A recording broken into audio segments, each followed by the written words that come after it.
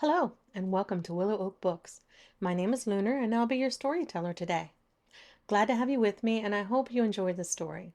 If you appreciate our content, please take a moment to hit that like button and subscribe for more. Now, on with the story.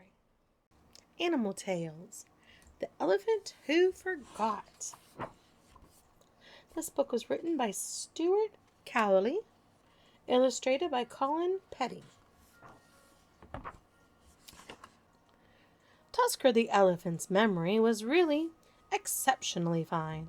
He stood on the bank of a cool jungle stream from 11 o'clock until 9, and all the animals from the jungle who needed to know what he knew could line up to ask his advice in exchange for a peanut or two.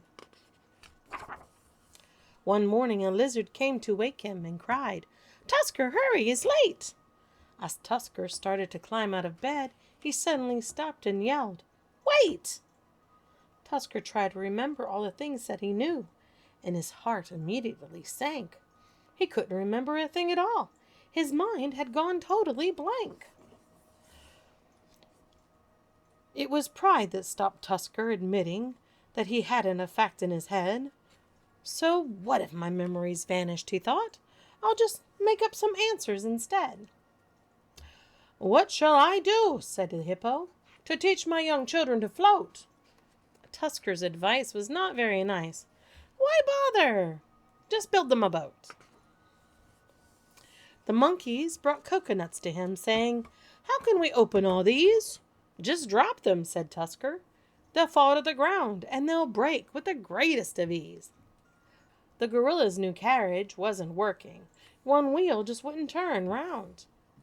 Why bother to mend it? Just pull off the rest and drag it over the ground. And so silly Tusker continued, getting everyone confused. Coconuts seemed to drop out of the sky, making everyone battered and bruised. When Tusker saw all the commotion, he knew that he'd surely be blamed. He ran away from all his friends feeling foolish and very ashamed.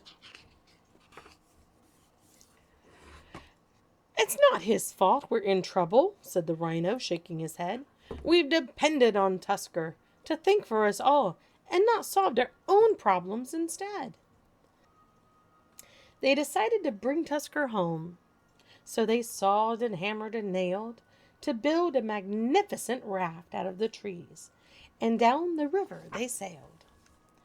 They got dizzy from spinning in the rapids. It was like being stirred with a spoon.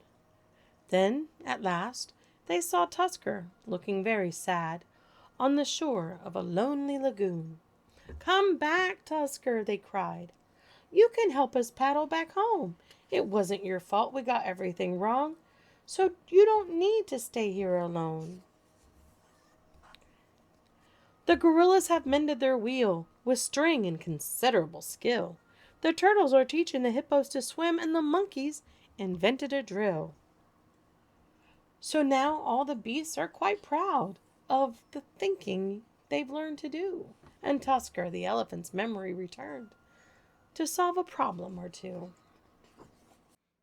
The end. You can find this book and many more online in your local bookstore or waiting for you to discover at your public library. Thank you for joining me, and happy reading.